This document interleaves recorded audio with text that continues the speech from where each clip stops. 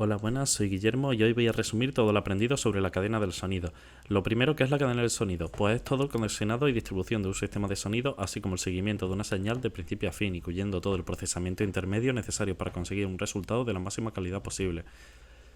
Dentro de la cadena existen dispositivos de línea activos, que son todos los aparatos que modifican o complementan de alguna manera la señal, y los dispositivos pasivos, que son todas estas secciones que no aplican ningún cambio, sino que simplemente conectan unos dispositivos activos con otros.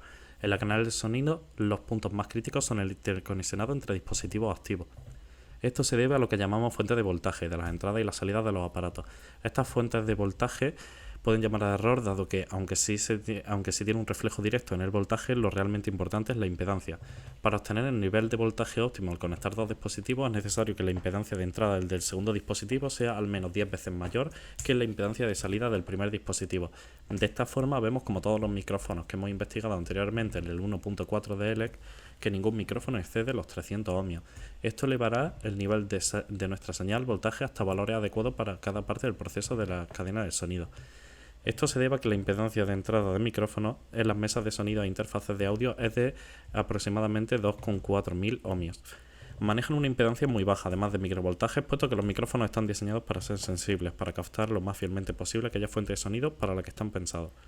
Dentro de los micrófonos veremos que cuanta más calidad tienen, su impedancia es menor, lo que le confiere mayor resistencia a la interferencia y el ruido, y tendrá un mayor voltaje, sin exceder los 20-25 milivoltios generalmente, para tener una mejor captación de su fuente.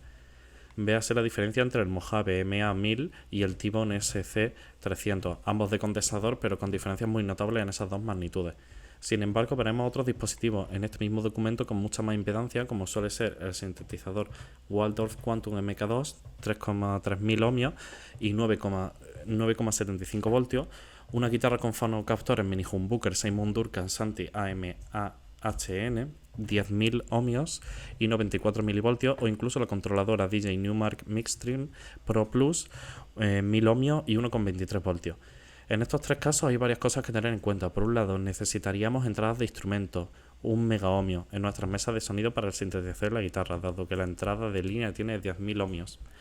Si no contamos con la entrada de instrumentos, necesitaríamos una caja de inyección. Véase la Telefunken TA2 en el propio documento 1.4.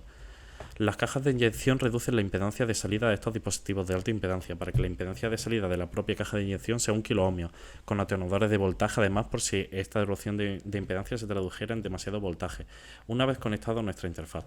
Además también saca la señal balanceada, más abajo explicaremos esto. Para las controladoras de DJ, como se puede ver, están ajustadas su voltaje e impedancia de salida para encajar a la perfección con la entrada de línea. Además de la impedancia de entrada y salida, también es importante tener en cuenta el tipo de señal, balanceada o no balanceada, de cada uno de los dispositivos de la cadena, sobre todo a la hora de tratar con instrumentos y aparatos de alta impedancia, como pueden ser guitarra, bajo y teclado. Esto hace alusión a las entradas diferenciales que la gran mayoría de mesas de audio tienen incorporadas. Para que exista señal balanceada se necesitan cables de 3 conductores: el envío de la señal, la malla y el propio envío con la polaridad invertida a 180 grados. Una vez estas señales llegan a la mesa, esta se desbalancea, es decir, se vuelve a invertir 180 grados la copia del envío. Al hacer esto, todo ruido generado por el camino en el cable por inducción electromagnética es suprimido. Esto es especialmente importante, como decíamos, para instrumentos de alta impedancia, como cuando queremos alargar su cable o porque el cajetín o la mesa de fo esté lejos. Aparte de las impedancias de entrada y salida, son importantes los niveles de voltaje, sobre todo el voltaje de salida de un dispositivo, también llamado sensibilidad o valor RMS.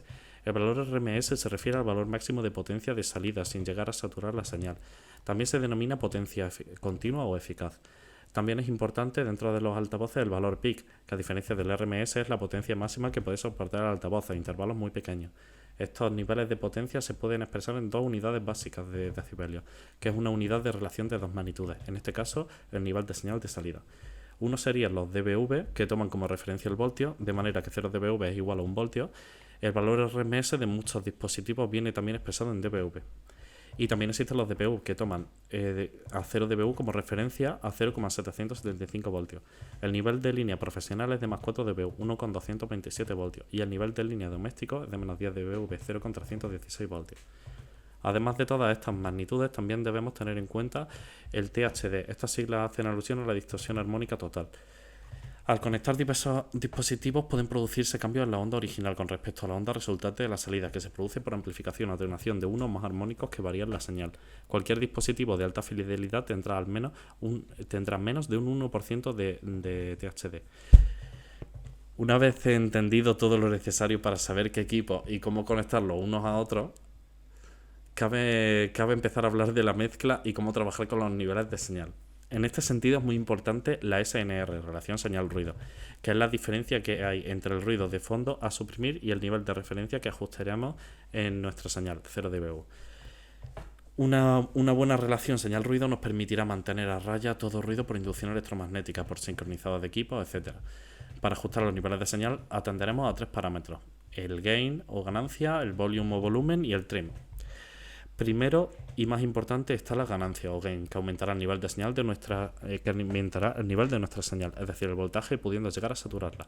Después ajustaremos el volumen o volume, el cual aumentará la cantidad de sonido en SPR, pero sin aumentar el voltaje, de manera que si un altavoz pudiese aguantarlo y una etapa de potencia alimentarlo, podría subir de manera, entre comillas, infinita el volumen sin llegar a saturar, aunque esto evidentemente es pura teoría, dado que es imposible poner en práctica. Por último tenemos el trim, que ajusta los niveles de señal en relaciones unas con otras. Es muy útil a la hora de ajustar mezclas, dado que puede tanto realzar como atenuar el voltaje. Por último explicaré la respuesta en frecuencia y los sistemas lineales y no lineales. La respuesta en frecuencia es la ejecución, captación o reproducción, según si hablamos de micrófonos o altavoces, de cada una de las frecuencias. Para que haya una respuesta en frecuencia muy realista y de calidad debe ir de 20 Hz a 20.000 Hz, el rango de audición humana. Llamamos sistemas lineales a aquellos dispositivos cuya respuesta a frecuencia es lo más plano posible. Esto quiere decir en micrófonos y fonocaptores, por ejemplo, que son muy fidedignos a la captación de todas las frecuencias, recogiendo todas casi con la misma intensidad. En el caso de altavoces, reproduciéndolas todas con la misma intensidad. Para que un sistema se considere lineal, la desviación en la respuesta en frecuencia nunca debe exceder de 1 dB arriba o abajo con respecto al nivel 0 de referencia. Los sistemas no lineales, por el contrario, colorean o son más o menos sensibles a diferentes frecuencias, según las curvas de sus respuestas en frecuencia. Para micro, para voz, percusión, etc., nos interesa usar sistemas no lineales, mientras que para la mayoría de altavoces o micrófonos de medición necesitaremos unos sistemas lo más lineales posibles. En este sentido veremos como, por ejemplo, aunque ninguno de los micrófonos de investigación de la 1.4 son de medición, los EVR20, micrófonos dinámicos para overhead, son mucho más lineales en su captación que el Behringer BA19A, micrófono dinámico de superficie para bombo, o el Mojave MA1000, micrófono de condensador que para voz. Aunque ninguno, como hemos dicho, un micrófono lineal fidedigno, existe una gran diferencia entre la linealidad del primero, que está preparado para recoger un gran número de frecuencias, esto se debe a que los platillos de una batería son muy ricos en armónicos, y los dos últimos, uno con un gran pico en 40-80 Hz para captar bien el ataque de un bombo, y el otro con una diversidad de coloraciones entre 1,5 y 4.000 Hz, para aportar brillo e inteligibilidad a las voces. Esto ha sido todo por hoy. Seguid atentos al canal para más vídeos. Adiós.